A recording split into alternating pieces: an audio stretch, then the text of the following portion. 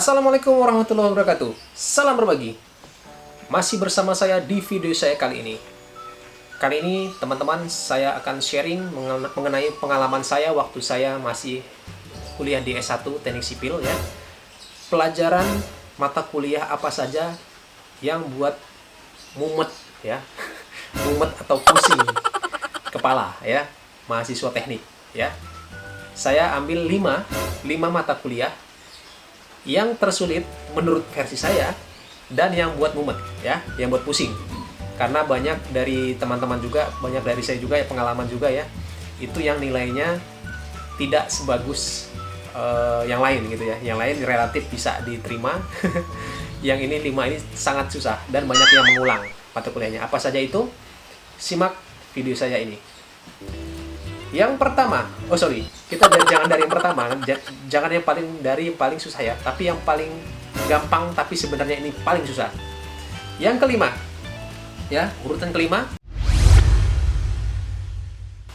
ada mata kuliah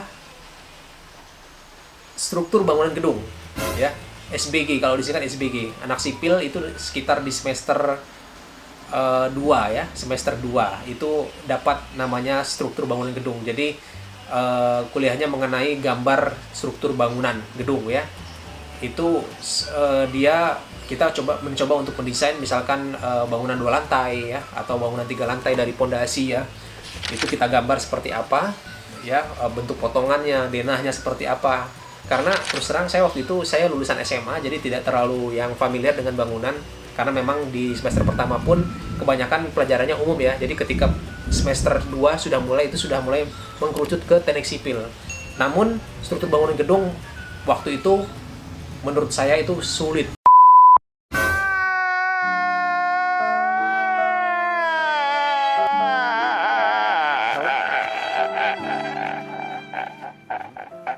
Karena memang nggak kebayang ya. Tapi saya coba untuk melewati ya. Struktur bangunan gedung itu menurut saya paling sulit di urutan kelima.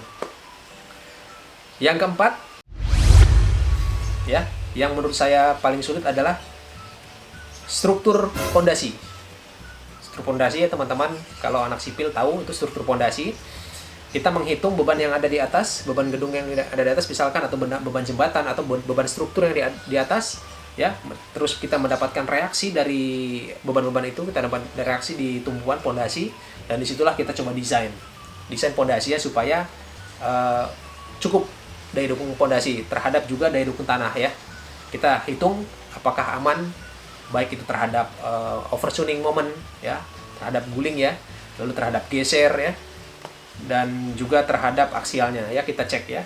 Itu untuk struktur pondasi ini merupakan juga momok yang sulit juga dilewati oleh anak-anak sipil, berada di urutan keempat, struktur pondasi.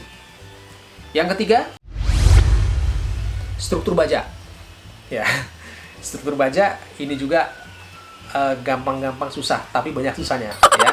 Struktur baja ini banyak hitung-hitungannya juga ya, hitungan sambungan ya, baik itu sambungan las, sambungan baut ya, dan sebagainya, base plate, lalu komposit, struktur komposit ya. Intinya berhubungan dengan material baja. Ini juga menjadi momok yang sangat banyak juga mahasiswa yang tidak lulus ini di struktur baja.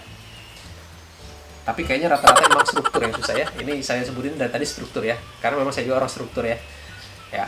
Oke, nomor 2 ya, nomor 2 struktur beton. Di struktur baja ada namanya struktur beton. Struktur beton ini juga hitung-hitungan ya. Kita mendesain, menganalisis misalkan penampang balok ya, desain struktur beton, kolom dan plat lantai dan sebagainya kita desain dengan beban-beban yang ada. Yang sudah pasti kita juga menghitung berdasarkan gaya, selain gaya gravitasi kita juga menghitung gaya-gaya horizontal, lateral force ya, seperti angin dan maupun gempa. Yang sekarang memang gempa ini lagi concern kita. Saya tambahkan nomor 2 ini struktur beton dan struktur gempa. Bangunan tahan gempa ini merupakan yang paling sulit ya bagi anak sipil ya. Dan yang nomor 1 ini secara umum anak sipil rata-rata banyak nggak lulus nih. Hampir 80-90% kebanyakan mengawali mata kuliah ini dengan deg-degan. Terus kalau kuliah itu kebanyakan duduknya paling belakang, kalau ujian juga paling belakang. Katanya posisi menentukan prestasi. Tapi nggak tahu lah ya, teman-teman seperti apa. Coba komen di kolom komentar. Ini nomor 1 nih. Ya, betul sekali. Ada yang jawab tuh tadi. Nomor 1, mekanika rekayasa, atau disebut juga dulu mekanika teknik. Kalau zaman saya dulu mekanika rekayasa. Kalau sekarang kalau nggak salah namanya analisis struktur. Ini yang paling sulit ya. Kalau zaman saya dulu mekanika rekayasa dari 1 sampai 4 ya.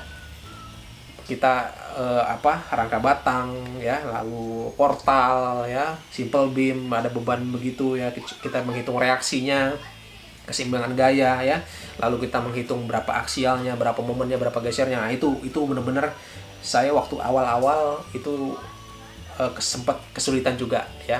Namun ada juga teman saya tuh jago ya, mungkin dia melihat video saya juga nih, itu jago mekanika rekayasa, saya acungkan jempol. Dan juga engineer saya itu ada yang lulus sipil itu hanya 2 tahunan, nggak sampai 3 tahun dia lulus sipil S1 ya. S1 itu ada kelas saya ya, itu. Dan sekarang kerjasama dengan saya satu perusahaan, kita di KIES ya, KIES Nusantara Konsultan. Jadi adik kelas saya ini yang sekarang seperti adik sendiri ya, mungkin dia nonton juga video saya ini, dia jago sekali mekanika rekayasa. Ini sangat jarang ya orang cepat hitung-hitungnya, manual dan sebagainya. Karena saya dulu waktu awal-awal kuliah juga saya udah mencoba belajar software untuk menghitung cepat mekanika rekayasa, SAP 2000, ETAPS dan sebagainya. Waktu itu zaman 2010-2009 itu masih jarang orang yang menguasai itu. Saya otodidak dan saya bisa mengoperasikannya ya. Itu basic banget ya, basic mekanika rekayasa, analisis struktur, mekanika teknik ini basic banget untuk orang teknik, apalagi orang sipil. Karena memang hubungannya ke aksi reaksi, tumpuan ya, gaya dalam dan sebagainya, ini harus dan wajib dikuasai teorinya maupun perhitungannya oleh orang-orang sipil. Karena kalau misalkan orang sipil dia tidak menguasai mekanika rekayasa, itu kayaknya agak sulit kita sebut orang teknik, orang sipil ya. Baik teman-teman, bagi teman-teman yang suka dengan video saya atau komen kira-kira dari 5 ini ada yang nggak setuju atau ada yang setuju, atau ada yang kayaknya kesulitan banget nih ya, mata kuliahnya susah gitu, apa kira-kira ya teman-teman ya. Curhat dan tinggal ketik aja pertanyaan atau tanggapan di kolom komentar saya. Oke? Bagi teman-teman yang suka video saya, like, share, and comment ya. Jangan lupa belajar yang rajin bagi adik-adik yang masih kuliah, karena anak sipil itu asik. Next video saya coba akan explore lagi mengenai keteknikan, dan juga ya pasti ada juga video saya mengenai motivasi, mengenai bisnis dan sebagainya ya. Support channel saya terus, nantikan video saya berikutnya. Assalamualaikum warahmatullahi wabarakatuh. Salam berbagi.